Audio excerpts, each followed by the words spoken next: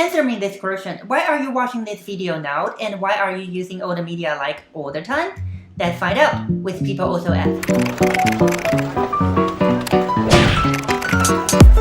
Hi, I'm Kel. Welcome to What People Also Ask, where I search something seemingly obvious on Google and share with you some of this pod, aka People Also Ask, which is a feature telling you what other people are searching on Google that relate to your query.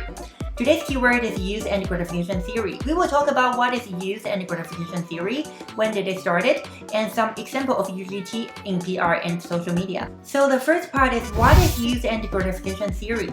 The answer is extracted from an article titled Use and Gratification Theory published by Businesstopia, which is a website about business and communication. This article explained that Use and Gratification Theory is an opposing theory to the magic bullet theory, aka hypodermic needle model, because UGT assumes that the public is active, while the magic bullet theory assumes that the audience is passive and helpless. According to UGT, the audience is said to have full control over the effect of media on them, as the media can be chosen by the audience themselves. And there are 5 basic areas of human gratification. They are as follows. First, affective need. Affective need refers to the emotional satisfaction and the pleasure people derive from using media.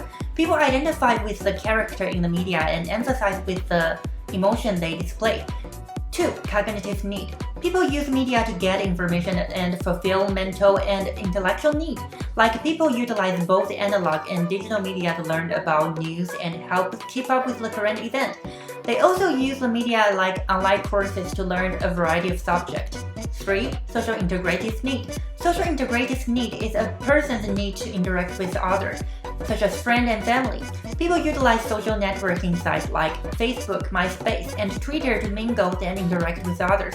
People also use media to improve their social relationship by searching subjects to discuss with their friend or family. 4. Personal integrative need. Believe it or not, media consumption helps humans in the formation and consolidation of their identity. Like you might watch advertising and learn about current trends in order to adapt to your lifestyle and blending with others. During media consumption, we also tend to see characters with characteristics that appeal to us as our role models, and we start to emulate their behavior.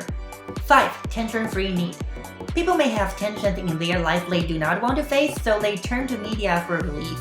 As a person who lives in modern society, you might think the theory is just stating the obvious. But you know what? Back to 1940, it was not that obvious. Let's talk about our next part. When did the Use and Gratification Theory start? The answer is extracted from an article titled What is Use and Gratification Theory? Definition and Example, published by Salt Co., which is a website providing information about science, math, and humanity. According to this article, Use and Gratification Theory was first introduced in 1940s as researchers looked into why people choose to consume different types of media. Then, in 1970s, researchers turned their attention to the outcome of media use and the social and psychological needs the media gratified. Today, the theory is often credited to communication professor John Blumler and sociology Elihu Katz works in 1974.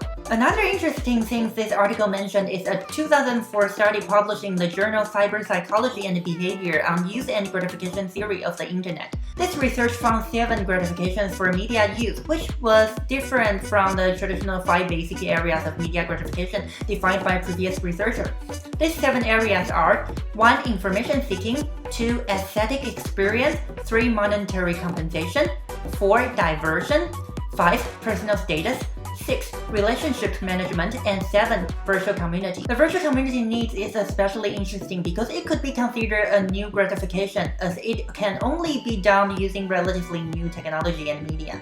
So we know nowadays because of the emergence of social media and search engines, UGT actually has become more relevant than before. But what are some examples of use and gratification theory in public relations and social media? This question was answered by an article titled Analyzing the Theory, Use and Gratification in Public Relations, written by Elizabeth Morlock and Hannah Morrissey, published on Penn State University's website. Since this study was published in 2020, it provides numerous real-world and current examples of how use and gratification theory might be utilized in social media and public relations today.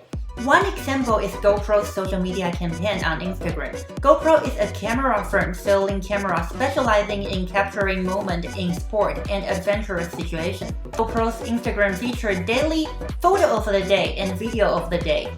Here's how they work. GoPro chooses one user's submission of content like a photo of skydiving or video of snorkeling to share on their Instagram account. And the caption will tag the user who sent the submission while also mentioning the model of GoPro camera in use.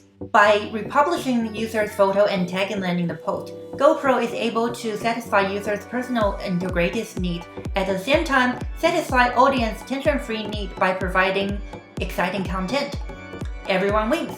It is just one example analyzed by this article. I highly recommend reading the whole article yourself. Alright, let's recap.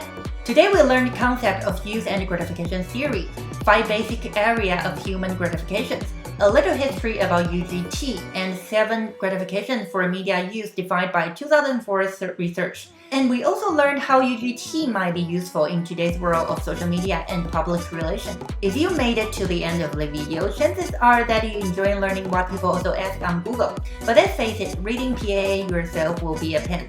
So here's the deal. I will do the reading for you and upload a video compiling some fun PAA once a week. All you have to do is to hit the subscribe button and the bell icon so you won't miss any PAA report that I compile. So just do it now. Bye!